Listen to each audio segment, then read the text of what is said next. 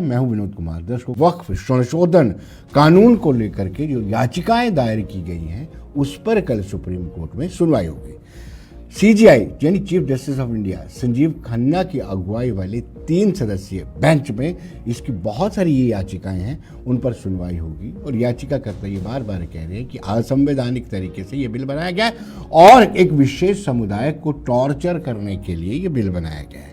इस वक्त हमारे साथ जुड़ चुके हैं राजनीतिक विशेषज्ञ यानी पॉलिटिकल एक्सपर्ट आलोक पांडे जी हैं, आशीष हांडा जी हैं। डॉक्टर आशीष हांडा बीजेपी के स्पोक्स पर्सन है, बीजेपी नेता हैं, और मौलाना नाजिम मुस्लिम स्कॉलर हैं। आप सबका बहुत बहुत स्वागत है हमारे कार्यक्रम में। और शुरुआत में डॉक्टर हांडा से करूँगा। डॉक्टर साहब, आपको क्या लगता है कल के दिन को लेकर के क्या उम्मीद है आपको? किरण रिजिजू जी को तो पूरी उम्मीद है कि जुडिशरी जी और लेजिस्लेचर को एक दूसरे का सम्मान करना चाहिए। जी विनोद जी, आपको, मेरे आदरणीय को पैनलिस्ट को और आपके चैनल के सभी प्यारे प्यारे दर्शकों को भारतीय जनता पार्टी की तरफ से मेरा यानी डॉक्टर आशीष का प्यार भरा नमस्कार। विनोद जी, हम भारतीय जनता पार्टी के सिपाही हैं, राष्ट्रभक्त लोग हैं और संविधान को मानने वाले हैं। हमें न्याय प्रक्रिया के ऊपर पूरा इतबार है, कोर्ट पे पूरा विश्वास है। लेकिन यहां पे सवाल मालूम क्या है?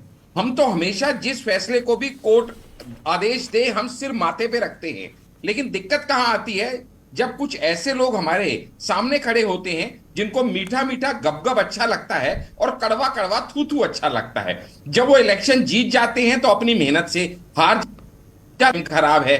जब कोर्ट उनके प्रति फैसला सही सुना देता है तो वो कोर्ट की तारीफ करते हैं, नहीं सुनाता है तो कोर्ट हुआ, जजेस हुए, ये सब डेमोक्रेसी खतरे में आ जाती है और मोदी के हाथ की कठपुतली बन जाती है। दिक्कत यहां पे आती है। दूसरी बात, यहां मेन बात क्या है वो आपके दर्शकों को समझना चाहिए, वो ये कि जब एक मामला ऑलरेडी कोर्ट के अंदर गया हुआ है तो फिर उस मामले के ऊपर किसी भी मैं कहूंगा संवैधानिक पद पे बैठे व्यक्ति को, जैसे चीफ मिनिस्टर को, चाहे वो ममता बनर्जी हो, चाहे उमर अब्दुल्ला हो या और कोई नेता हो, टिप्पणी देनी ही नहीं चाहिए, पहली बात। दूसरी बात, जब एक मामला ऐसा है जो पूरा संवैधानिक तरीके से बनाया गया है, यानी कि पार्लियामेंट के अंदर वो बिल इंट्रोड्यूस होता है, पार्लियामेंट के अंदर वो चर्चा के लिए रखा जाता है, फिर जेपीसी बनाई जाती है, फिर जेपीसी के 31 मेंबर उसके ऊपर मंत्रणा करते हैं और उसके बाद दोनों पार्लियामेंट्स के अंदर थॉरो डिस्कशन के बाद वो पास होता है और उसके बाद राष्ट्रपति की मंजूरी से वो बिल एक कानून में तब्दील हो जाता है। तो उसके बाद कोई भी व्यक्ति जो राष्ट्रभक्त नित भर भी होगा वो ये कह ही नहीं सकता कि मैं इस कानून को नहीं मानूंगा। ऐसा कहना राष्ट्रद्रोह की श्रेणी में आता है और आना चाहिए। हाँ, आप ये संवैधानिक तरीका है आपका, आपकी सोच अलग हो सकती है, मैं मान सकता हूं, आप उससे इत्तेफाक नहीं रख सकते, मैं ये भी समझ सकता हूं। मैं थोड़ा आपको यहाँ करेक्ट कर दूं जी। उस बिल पे 5.5 घंटे चर्चा हुई थी जी। इस बिल पे दोनों हाउसेस में मिला के 24 घंटे से ऊपर चर्चा हुई है। चलिए जेपीसी बनाई गई थी उसकी 38 मीटिंग हुई है, 113 घंटे चर्चा हुई है जी जी जी, बिल्कुल बिल्कुल।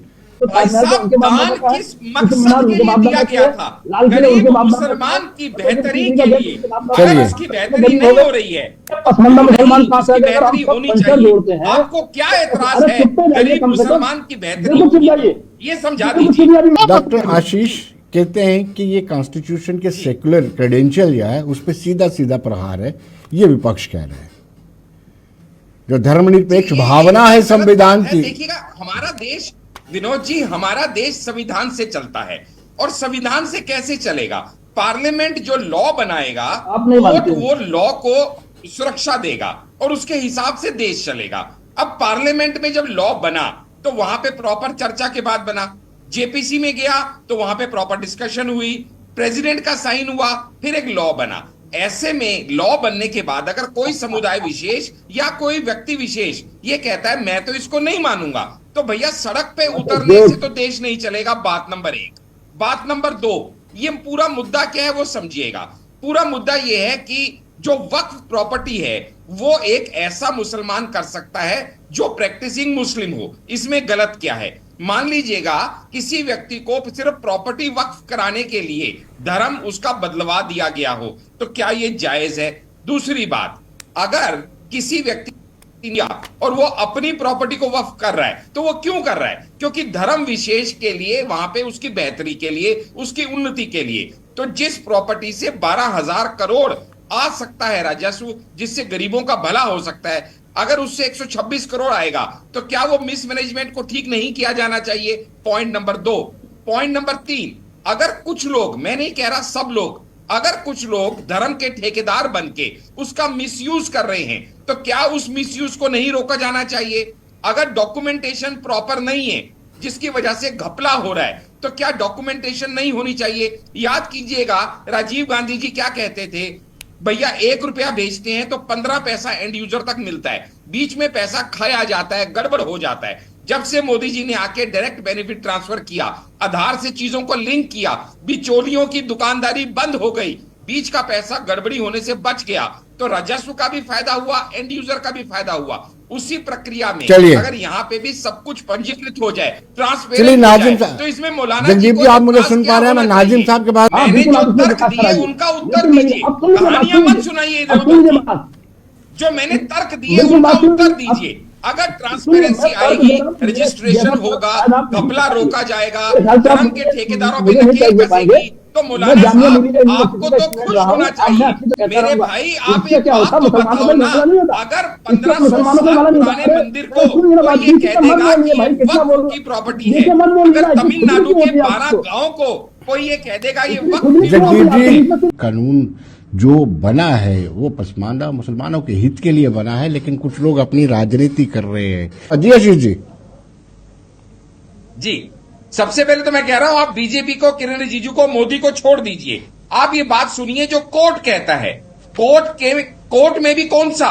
केरला हाई कोर्ट ये कहता है कि वक्फ बोर्ड एक स्टैट्यूटरी बॉडी है and it does not represent the whole Muslim community, number 1। तो यहाँ पे मौलाना जी सभी मुस्लिम्स को रिप्रेजेंट कर रहे हैं, इन्हें ऐसा लगता है, तो ये इनके मन का वहम है। दूसरा, इलाहाबाद हाई कोर्ट क्या कहता है? जो मुल्तवी है वो धर्म निरपेक्ष होना चाहिए, और वो जरूरी नहीं है कि सिर्फ वो मुस्लिम हो। ये मैं नहीं कह रहा, इलाहाबाद हाई कोर्ट कहता है। नंबर 2, अभी और मैं बताता हूं आपको। इसके अलावा ये क्या वक्फ बोर्ड में अमेंडमेंट पहली बार सिर्फ मोदी जी लेके आए हैं? नहीं, 1954 में हुई, 1995 में हुई, 2013 में हुई। और सुन लीजिए, अरे आपका ज्ञानवर्धन कर रहा हूं मौलवी जी, सिर्फ नाम के आगे होगा। थोड़ा जानिए अपने धर्म के बारे में, वक्फ के बारे में जानिए और शांति से सुनिए। यहाँ पे उपद्रव मत फैलाइए, मेरी आवाज आपसे ऊंची है, लेकिन अपनी बारी में बोलता हूं मैं, शांति रखिए। मौलवी साहब अपनी बारी में बोलिए, ठीक है? उसके बाद सुनिए। विनोद जी चुप कराइए ना इन्हें प्लीज। चलिए बोलिए। दर्शक सच्चाई, नाजिम साहब चुप। ये चाहते नहीं है कि दर्शक इनकी पोल खोलती हुई देखे। अब इनकी धोती खुलते हुए इन्हें डर लग रहा है, इसलिए चुप कराइए इन्हें। सबसे पहले मैं बताता हूं, जस्टिस सच्चर का नाम बार बार आपके दर्शक सुनते हैं। जस्टिस सच्चर की 9 मार्च 2005 की रिपोर्ट क्या कहती है? वो ये कहती है कि क्यों 163 करोड़ सिर्फ इनकम आई जब 12,000 करोड़ आनी चाहिए थी।